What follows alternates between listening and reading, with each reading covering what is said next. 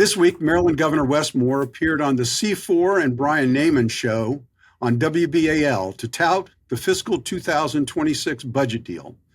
If the governor thought he was in with a telegenic smile, thought he was among friends, he quickly learned that he was not, as the two hosts demonstrated their skepticism over the proposed budget deal and questioned how the governor could call a new tax on IT businesses, new taxes on estates, and an increased tax on the wealthy, how this will grow the state economy and incentivize new businesses.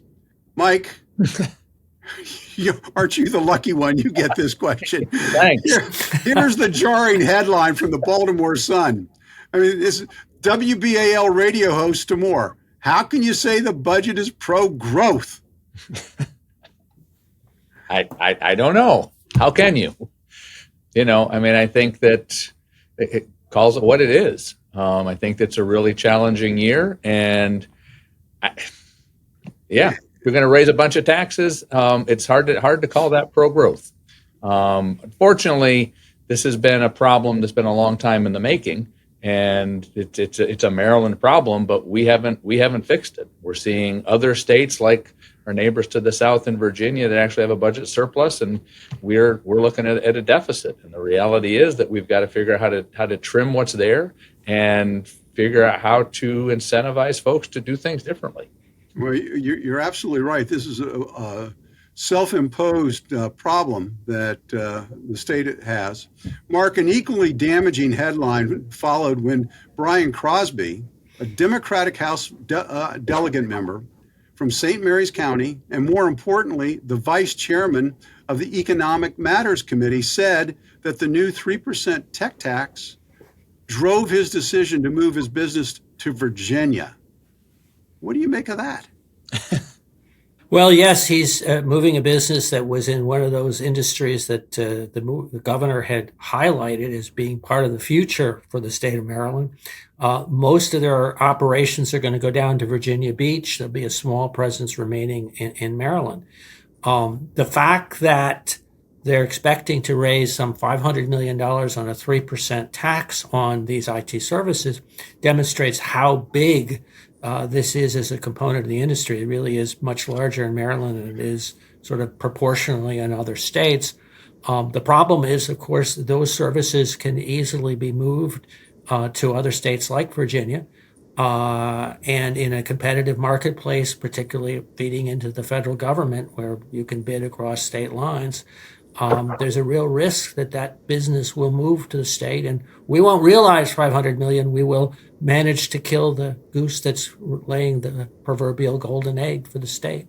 Well, I testified on behalf of my industry's trade association, the Maryland Land Title Association, in the House version of the bill, and hearings were 6 hours long, and there were hundreds of small businesses.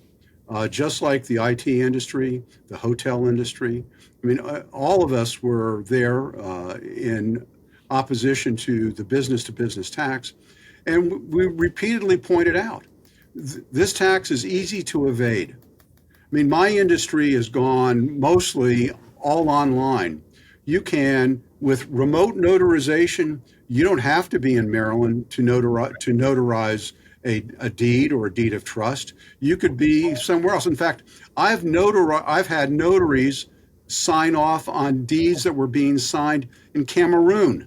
I mean, this is, there is a way to get around some of these things. And yeah, IT, I think, was low-hanging fruit because so many other states have picked up on an IT tax because it's a growing business.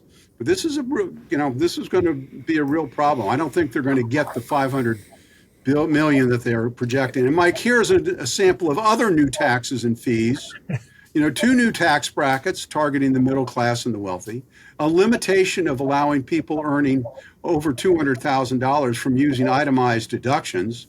This is going to be a tax directly on the middle class, by the way. Creating a new 2% capital gains surcharge for people earning over $350,000. And here's one that most people haven't heard about: the decoupling of the Maryland estate tax exemption from the federal exemption, which means that small Maryland estates will now be subject to the estate tax, and then on and on. So where does it end, Mike? It's a really good question. I think one of the real challenges that we continue to have is that, one, this is not a new issue, right? We have seen our adjusted gross income earners leaving the state of Maryland for the last 15 years. As you've pointed out in some of the materials you provided us, Adam Pagnuccio does a great analysis of this. And this is not something that we woke up to 2 years ago. This is something that's been happening since 2010 in the state of Maryland. We also know that we have an over-reliance on the federal government, which is becoming crystal clear to everyone if they weren't aware before over the last month, with the federal government cutting the positions that they are, having a direct effect on the state of Maryland, and disproportionate to the number of people that we have here. And we've got to have a legislature that starts to understand what role that businesses play and the people play in the state, and we just don't have an understanding for that. We have an idea that we have the education blueprint, which is a laudable goal, but it's costly. We didn't identify a way to pay for it. Now we don't have the resources to pay for the basic elements of our budget, and we're still trying to figure out how to maintain that, and we're going to have to figure out how to reduce what we have, but also at the same time grow our economic base. And I'm not seeing any discussion or proposals around that. We're trying to kind of double down on the tax increases. Well, what's shocking, I think, and I hear this from ordinary folks, is that the House of Delegates still continue to expand their programs. For example, they threw about $500 billion at abortion services. There's just no recognition that they can't keep spending. That's kind of shocking. Mark, I'm going to turn to you. You're going to have the last. Virginia, as Mike was talking about, Virginia's top end tax rate is 5.75%. And when the governor's tax proposal is approved, that will increase to 9.8%.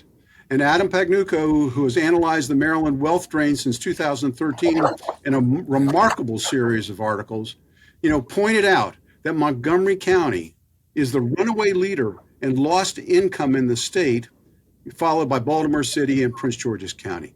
So at what point will people stop wanting to move to Maryland? Well, you put your finger on one of the challenges, which of course is the competition with Virginia, but actually the competition is worse than that, which is that a number of states have dropped their top income tax rate. For example, West Virginia used to have a 6.5% top cap. In just the last 2 or 3 years, it's now under 5%. North Carolina used to be closer to where Maryland is, I think with 7.75% like 10 years ago. They're now down at 4.25%. So the competition among the states to attract people is not just, Florida and Texas with no income tax, but also adjacent states or relatively adjacent states that have become much more competitive. They've had the budget surpluses. Might mention the fact that Virginia has had a budget surplus, and they've been able to apply those surpluses to reducing their income tax rate, making them much more competitive with states like Maryland. Mike, any final thoughts? Well, I think what I would just say is one of the challenges I think we have in Maryland is people tend to isolate the policies that we're trying to address. So we say, we want to be pro-education. And I think that's fine, and we need to be.